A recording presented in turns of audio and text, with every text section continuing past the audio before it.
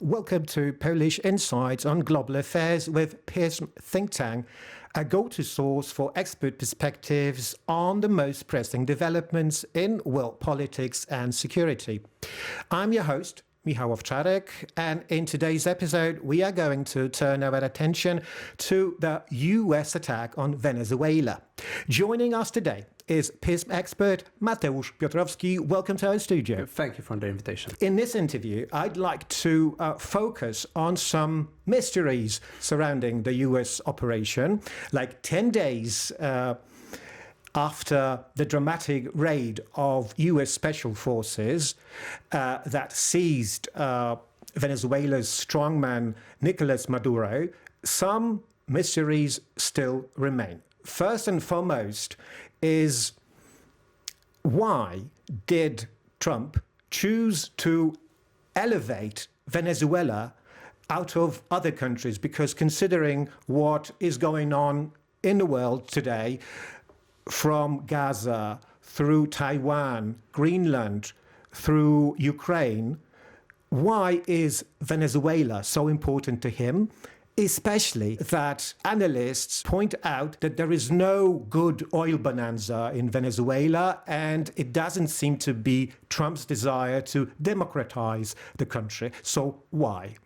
So many arguments in one question that I need to tackle. It's going to be hard, but so I will start with this, that somehow to Trump, the Venezuela is to some extent the linchpin, and at the same time the starting point for reintroducing actually in the US foreign policy the Monroe Doctrine in the Western Hemisphere. That is now called somewhat... Monroe, right? yeah, from the Donald. We will of course see how this Monroe Doctrine will develop itself, but to see what the Monroe Doctrine was before, like 100 years ago and even more, we needed, or the US administration needed to prove that the Monroe Doctrine is actually back in the game. And Venezuela Maduro actually made a point, and actually he made it a few years back when the Trump was the first time the president. The New York prosecutors actually prosecuted. They announced the law actions towards Maduro in 2020, if I remember correctly. That was the starting time when Trump was thinking about to some extent regime change, but not to put someone other in the power in Venezuela. But as we see right now, also not in the democratic way. Of course, I understand the argument and I saw a lot of analysis from the energy perspective that you need billions actually of dollars to be invested in the Venezuelan oil sector. And actually, President Trump says about it, right? That Venezuela needs like $100 billion million investment from the foreign countries, U.S., but also the other countries, actually the oil private sector, which in half probably will be invested or should be invested, as he sees it, from the U.S. companies, but it will take much more years than he thinks about it. So Trump says 18 months, energy companies says more years, definitely more years, like 10 years or something like that, and they need guarantees from the U.S. So this is one of the problems, but the main thing is that Trump wants it.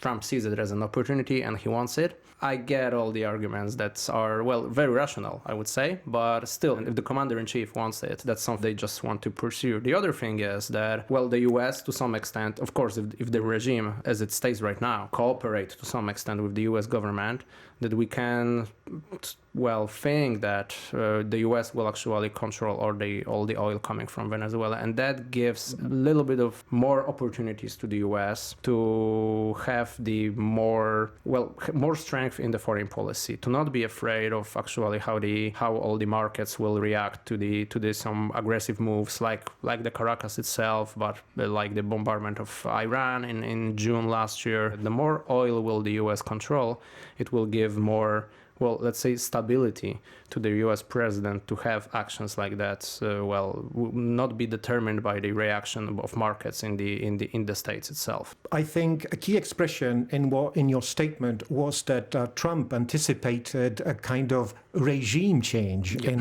Venezuela. However, that is another mystery right now. Why did Trump choose to keep Maduro's right-hand woman in power instead of backing opposition leader and Nobel Prize winner Maria Machado, whose movement is widely believed to have won the latest election in Venezuela.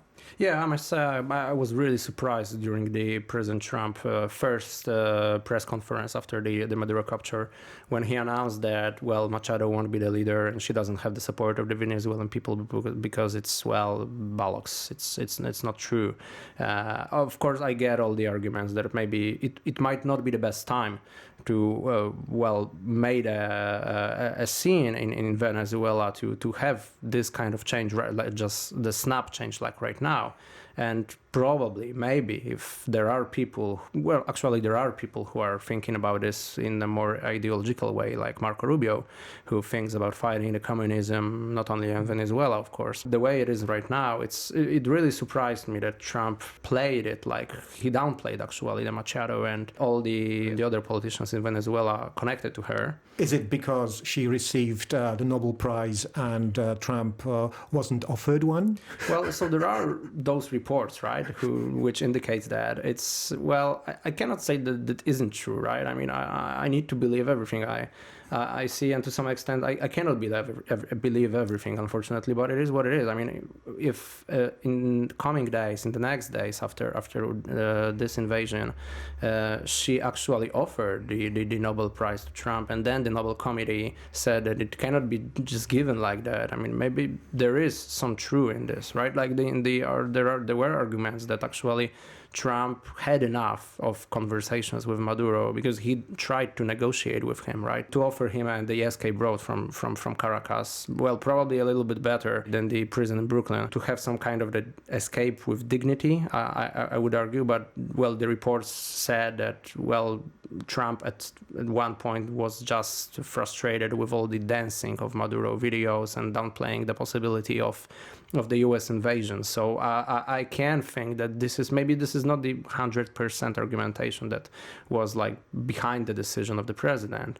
And the same goes with why he downplayed Machado. I mean, we already know that the intelligence, the CIA, but also the other agencies of the U.S. intelligence community, figure out that this is not the right time for the Venezuelan opposition to just get the power, and that there are small steps to be done by the regime, by the opposition in Venezuela, and with the support of the U.S. So I can imagine that we have, of course, the right hand of the Maduro right now, Delcy Rodríguez, in power, but she was the contact point for the Trump administration. Rick Grenell, for example, who is the special assistant to the president, but he was the one who was in touch with the regime in Venezuela, I would call it like that, and they thought, I mean, the Trump administration thought that Rodriguez might be kept in power and on some kind of a leash, I would call it from the U.S. perspective, that actually they may cooperate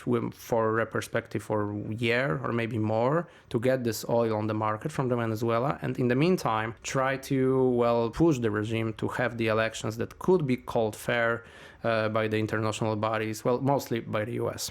Another mystery that puzzles at least me is like, how did the US manage to, for example, turn off all the lights in Caracas to allow the special forces to arrive? So therefore, some analysts claim that the whole operation was staged, was choreographed behind the scenes, and including critical and wide cooperation from the regime itself to allow for Maduro's capture. I appreciate we are venturing into the realm of conspiracy theories right now, but I'm quite curious of your take on that. We cannot completely put it out from the table, right? That there was no cooperation with some people in the regime. I wouldn't call. I mean, first thing is that the regime is not the unified body. There are some units and some individuals who, are from the U.S. perspective are better and worse. I would say there are people like the Interior Minister, the Defense Minister, who would be very much the U.S. administration administration would very much like to get them out of the regime, out of power, I would say. To have this, have a little bit of more healthy, healthy regime or healthy government, if we may call it like that. There is this possibility that they cooperated with someone, but actually, for example, the Ministry of Defense is even more of a hardliner on the Venezuelan side and repressions towards people, for example. So this personal note, it would be for me difficult to imagine how the US could cooperate with him, especially that what the US is, I think, trying right now to do to create some internal conflicts between the people in the regime, pick up some of influence of some people, but also downplay the position of the others, maybe have them exiled or maybe repeat the operation with Maduro. I can imagine that, especially that, for example, the interior minister is also accused of the connections to the narco business. This might happen. I'm not saying that it will happen, but I guess that the military scenarios for Venezuela are still in the US plans, but not for the moment. Right now is the moment of the stabilization. In the sense of those lights out and some of the equipment not working, because we have already seen that the US used kinetic attacks to just, for example, attack the air defense. A secret weapon they are talking about, yes, because like now there are some media reports about a secret weapon that the US use or something like that. Some kind of the cyber operation, yeah, of course. So that is also interesting. But I would argue more to this kind of the discussion that this is just the U.S. military power rather than some kind of the political agreement with some people in the regime. Because one of the reasons I'm asking is because we have had heated discussion in Poland about the developments in Venezuela, a far-off country anyway. And these comments included juxtaposing of the special forces operation in Venezuela versus Russia's so-called special military operation against Ukraine. And this was perfect, impeccable, smooth US operation versus this very, I'd say, inept maneuvers from Putin. Do you think that such comparisons are justified? They are to some extent, right, funny. I mean, it's to compare that Russia cannot do what they want to achieve if they really know what to want to achieve. I mean, the first thing with the success of this U.S. operation was that the goal was clear, and the goal was to get out in Maduro and then get out of the country. And I think that there is actually a lessons learned from the previous U.S. interventions, including not only Iraq, for example, but also Libya. The military power stays, of course, in surroundings of the Venezuela, and this factor may be played in their coming weeks, if not for the Venezuela itself, maybe for the other countries as well, who are connected somehow to this narco business thing, which is to some extent an argument, and to some extent just the factor that the Trump is using in public to have the support of the American people for this kind of action. But the first thing was that the goal was clear actually, and that made this operation a success. That the U.S. didn't actually want it with the military power to achieve more. That it wasn't certain that this would be this kind of the success. I mean, I didn't see the final counts of the deaths in the operation, but I think it was somewhere between. But those 50. Data may be fake. Yeah. But even if there were more than a few dozens, right, on the Venezuelan side, including the Cubans who protected Maduro personally. I mean, there was no victims on the U.S. side, right, and this is the success. But it's mostly because the mission was planned very, very good and executed very good. To this extent, I don't think that this comparison is fair, because the goal of Russia wasn't to capture. I mean, it was one of the goals, to capture the Zelensky and have the regime change. Actually, the regime change, right, in Kiev. But the goal was more broader, to have some kind of war, to have the territory of the Ukraine, to get some territory of the Ukraine to Russia. So it was not like of course, it was called and still called the special military operation, but the goals were more broader than this. Because in Poland, and there has been a heated discussion about what happened in Venezuela, with some commentators defending Maduro because against the illegality of the U.S. operation. Or was it legal anyway? Well, in sense, this is the problem actually with the rhetoric, because, well, in sense of the international law, there are issues with it, of course, but when we get to the substance of, well, getting the Maduro, there is no discussion really. I mean, I'm surprised that there are people in the US, in Canada as well, but there are also people in Poland who are defending Maduro, not against the operation, but are defending Maduro, that this is wrong. Because maybe they are not very enthusiastic about MAGA. Maybe, yeah, but this is I can imagine that you could be not enthusiastic about MAGA and still be more realistic about Maduro. He is the dictator and, well, a criminal actually. Of course, the U.S. judges will need to see about it to which extent he will be convicted in the future. I guess that he might be right. It's up to the courts, but well, if it would be for some kind of another leader, I can imagine like Trump is threatening also the president of Colombia with some actions. I mean, they don't agree. Maybe he has already got a deal with the regime there for another impeccable operation there. I mean, well, President of Colombia they might not agree. They might be on a very different sides of the politics. So. But he is actually the democratically elected leader, right? So, I'm just saying that this is the very theoretical scenario, but this would create more problem, I can imagine. But for the international lawyers, people who are dealing with this, I can imagine that this intervention will create a lot of topics to discuss in the future. Even in Poland, do you think that the developments in Venezuela can have any effect on Poland and on Polish politics?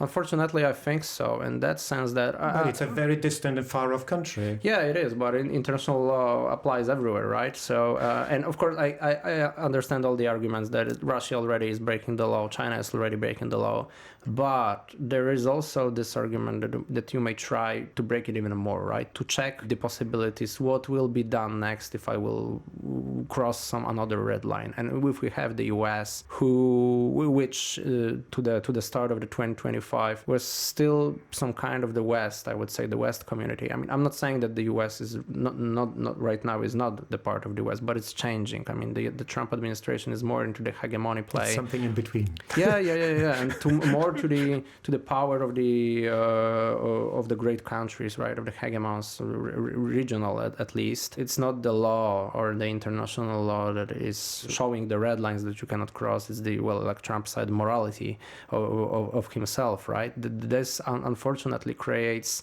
this, kind of the area that the other leaders of Russia and China, but not only, may also try to show the another examples what could be done and what will be the impact, what will be the also the reaction, for example, of the European countries. In that sense, I can imagine that it may have impact also on Poland, and mostly because of the impact on European security.